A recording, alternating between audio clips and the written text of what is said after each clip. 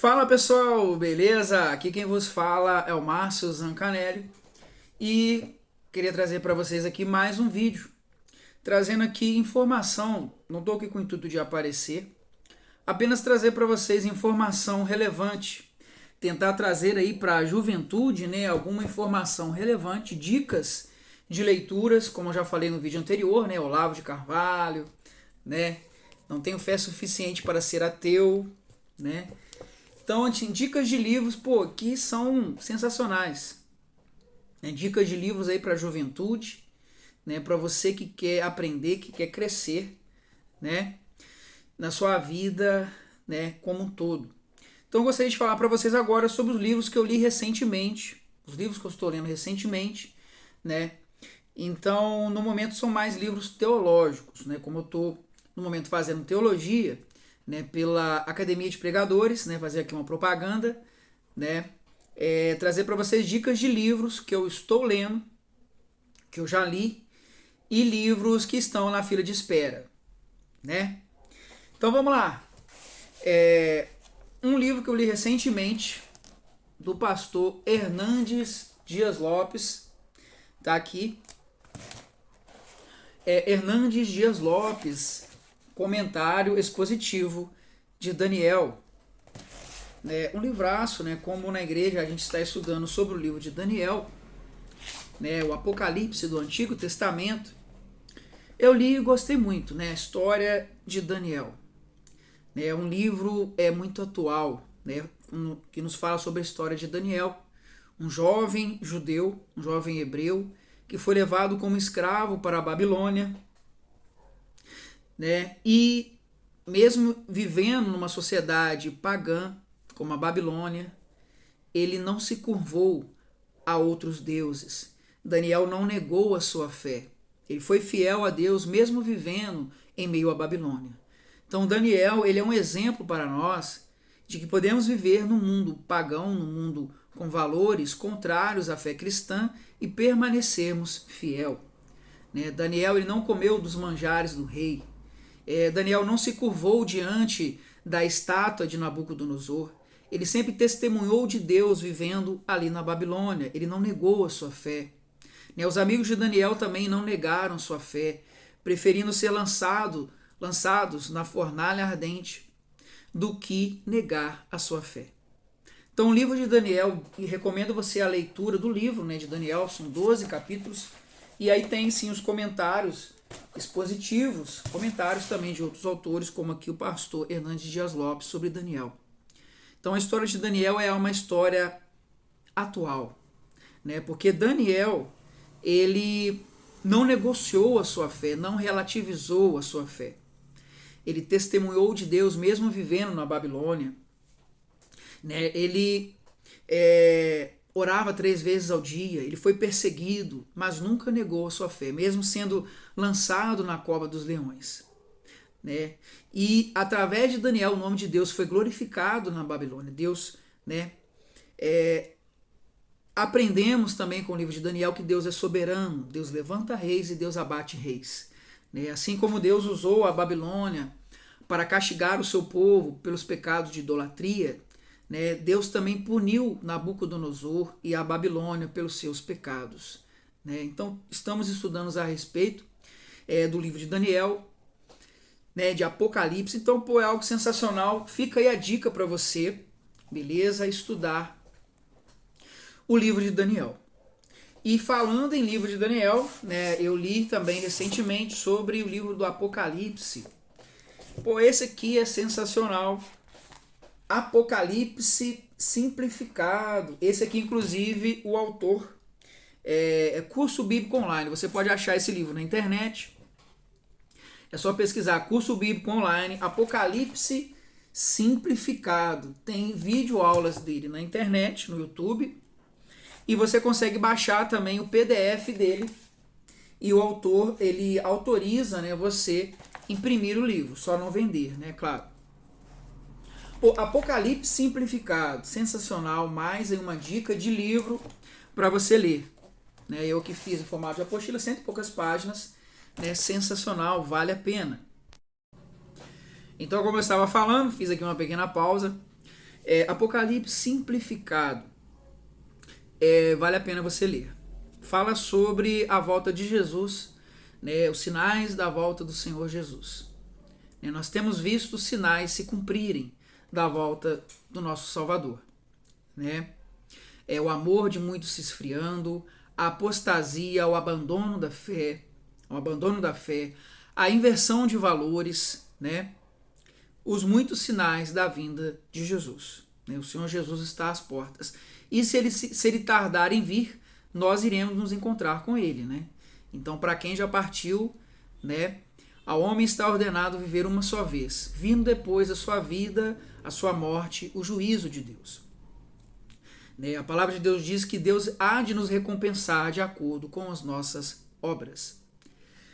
Esse livro, sensacional. O que mais me chamou a atenção é que ele defende como será a volta do Senhor Jesus. Nós temos duas linhas de pensamento, de interpretação bíblica. Né? A ideia do pré-tribulacionismo e o pós-tribulacionismo. E esse estudo, ele traz de uma forma bem clara que a vinda do Senhor Jesus será de forma visível. Né? Mateus 24, 2 Tessalonicenses, capítulo 2, né? 1 Coríntios 15, versículo 52, nos diz que o Senhor Jesus voltará ao soar a última trombeta. Né?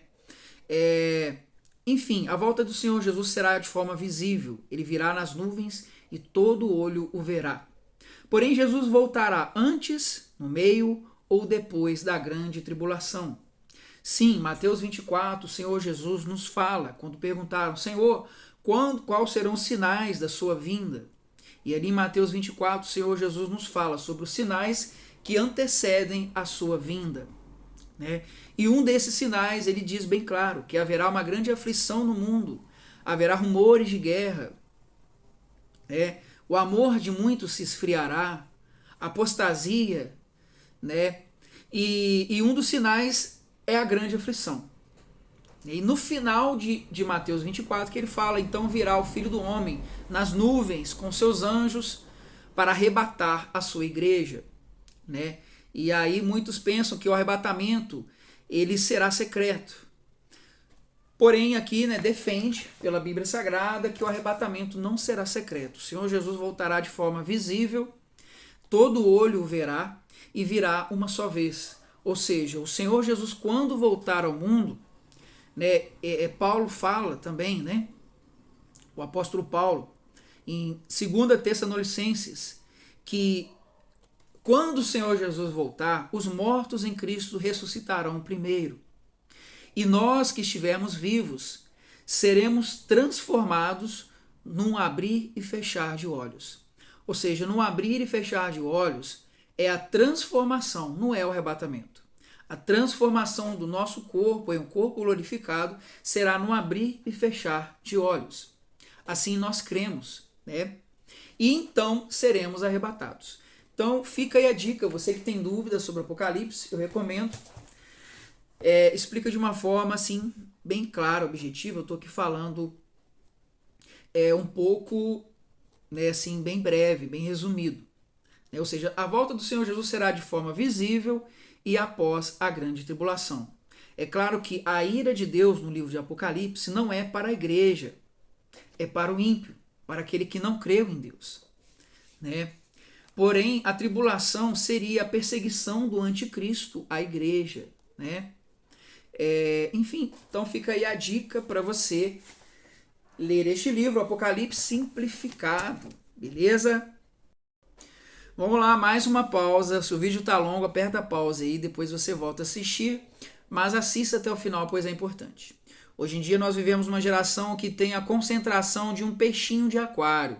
30 segundos e tem que mudar o vídeo. Então, segura aí, porque tem mais coisa interessante, mais coisa importante para você, né, assistir. Eu estou aqui trazendo dica para você de livros importantes que podem fazer a diferença na sua vida. E um livro, vamos lá, tem muita coisa boa aqui. Vamos lá, um livro que eu estou lendo, sensacional. Sensacional, da editora CPAD. O livro, vamos lá. O que seria do mundo sem o cristianismo? Pergunta. O que seria do mundo sem o cristianismo? Já pensou? Né? Imagine um mundo sem religião, né? Os Beatles cantaram, né? Seria legal não, cara. Seria não. Imagine um mundo sem o cristianismo. Como seria? Já pensou? Tem muita gente que ia gostar, né? Pois é. Mas seria inimaginável e não seria algo bom. Não, não seria. Então daqui o livro Inimaginável. O que seria do mundo sem o cristianismo? Ele seria inimaginável. De Jeremiah Johnston. Livraço, eu tô lendo ele livraço. As pessoas hoje em dia gostam de falar muito da religião. Até os evangélicos costumam dizer às vezes: eu não prego religião, não. Eu prego Jesus. Eu acho um pouco incoerente. Porque falar, eu não prego religião, pô, se eu pertenço a uma igreja, eu sou membro de uma instituição religiosa. Ou seja, essa narrativa contrária à religião, eu creio que ela não é de Deus. O Senhor Jesus, ele foi contra a falsa religião. O Senhor Jesus, ele foi contra a hipocrisia, a falsidade, a falsa religião. Eu não prego religião. O que é religião? Religião é aquilo que nos liga a Deus. O que nos liga a Deus? O Senhor Jesus. Então não é religião. Poxa, se eu pertenço a uma instituição religiosa, eu sou uma pessoa religiosa, religioso. Então eu tenho uma religião. Eu vou a uma igreja, eu sou membro de uma igreja que tem CNPJ, que é uma instituição religiosa, isso é o quê? Eu tenho religião, é lógico, eu sou cristão, né? Eu, por exemplo, né, eu fui criado na Assembleia de Deus, né? Grande Assembleia de Deus, hoje eu estou congregando na igreja do Evangelho Quadrangular, uma abençoada igreja também, né? Mas nós pregamos religião, só que nós devemos pregar a religião verdadeira, entendeu? Esse discurso de que eu não prego religião, isso aí é incoerente, entendeu? Não é a mesma coisa que eu falar que odeio futebol e jogo bola, entendeu? Então, nós pregamos religião, nós temos uma religião. Sou cristão, pertenço ao cristianismo, né? Porém, agora como cristão, nós pregamos contra a falsa religião, contra o falso evangelho, né? E proclamamos as boas novas do evangelho. Então está aqui Inimaginável, um livraço que ele fala sobre como era o mundo antes do cristianismo. Como era o mundo nos impérios. Por exemplo, Império Babilônico, Império Medo-Persa, Império Grego, né? Império Romano, a crueldade do Império Romano, onde as mulheres, as crianças, os idosos, os enfermos, os mais fracos não tinham valor ou importância. Onde se praticava a eugenia, onde, enfim, o infanticídio, enfim, diversas crueldades. E o cristianismo, ele vem trazer esse conceito do amor ao próximo, dos direitos humanos, né? Enfim, é um livraço. Eu ainda não acabei de ler, estou lendo. Ele fala também algo que eu achei interessante sobre os intelectuais, né? Muitos intelectuais, eles trouxeram uma contribuição negativa para a sociedade, para o mundo. Muitos intelectuais são anticristãos. E o pessoal hoje em dia aí, né, puxando o saco da psiquiatria, da psicologia, ela tem sim a sua importância. Porém, a gente tem que tomar um cuidado, porque muito da psiquiatria, da psicologia, dos filósofos, muitas vezes são anticristãos, né? Sigmund Freud, por exemplo,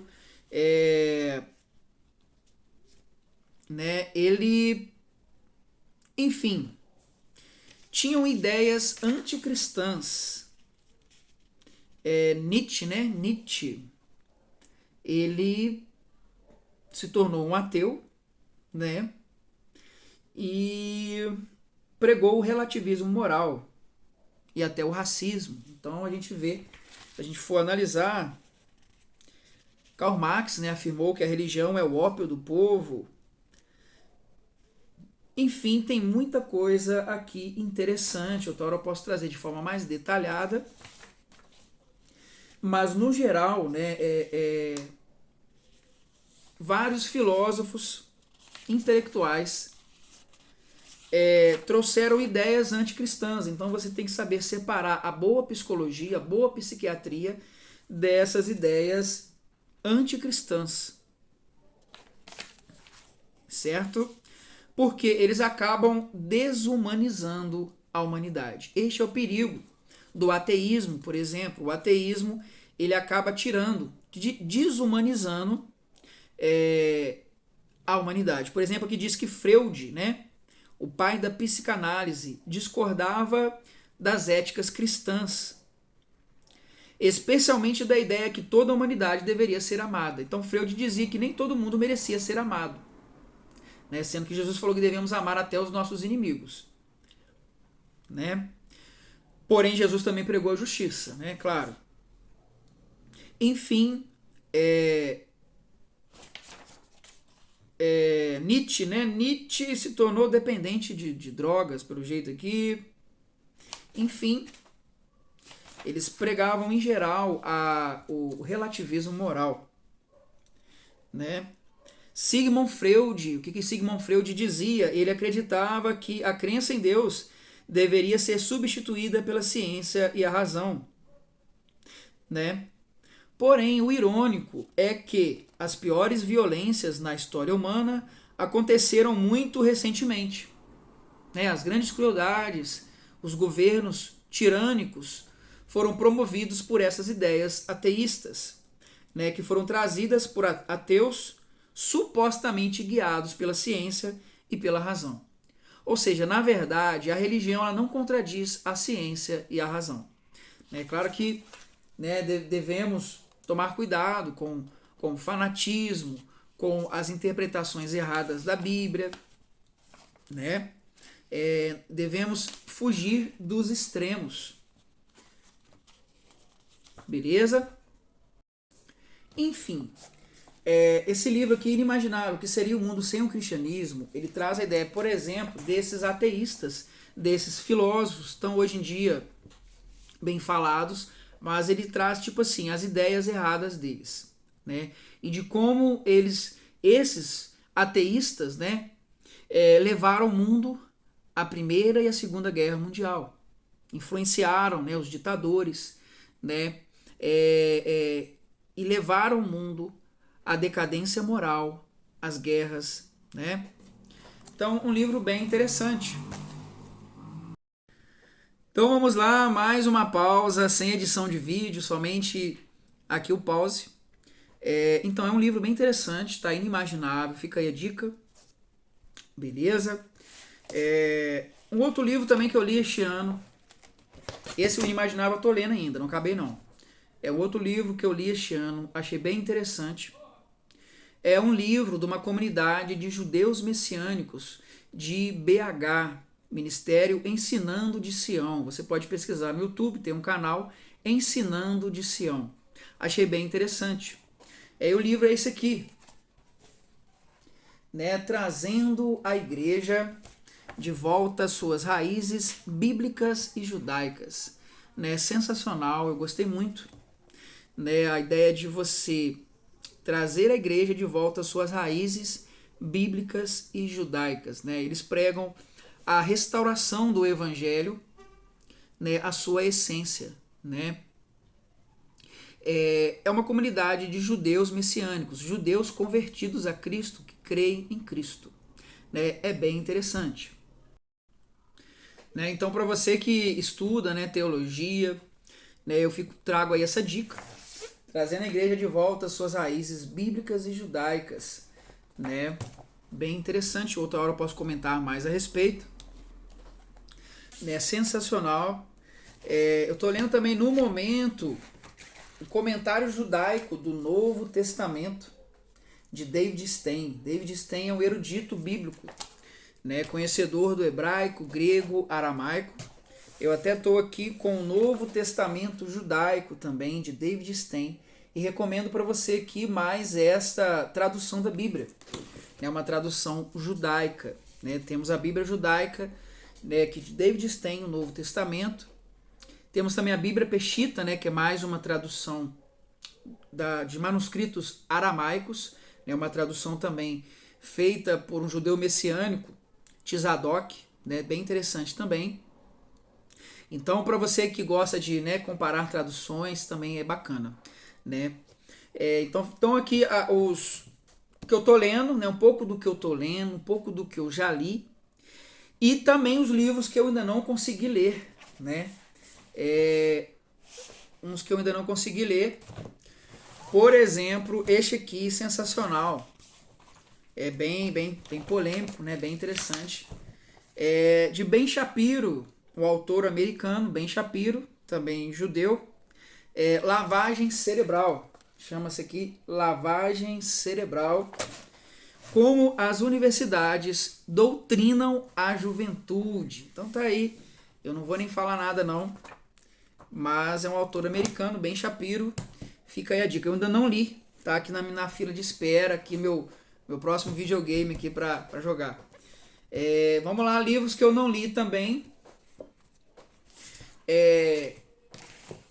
Psicose ambientalista. Tá aqui mais um livro.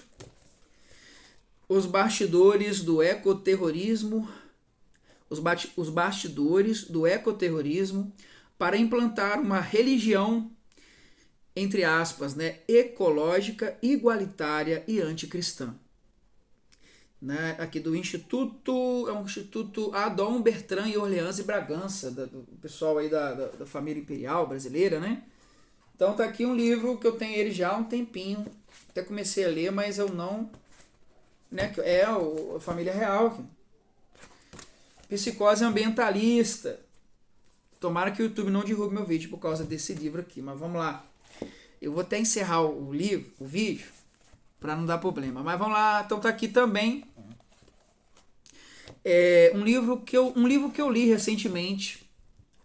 Eu acho que eu vou finalizar o vídeo que já tá longo já, né? Então vamos lá para a terceira parte, tá? Deus abençoe aí e até a próxima.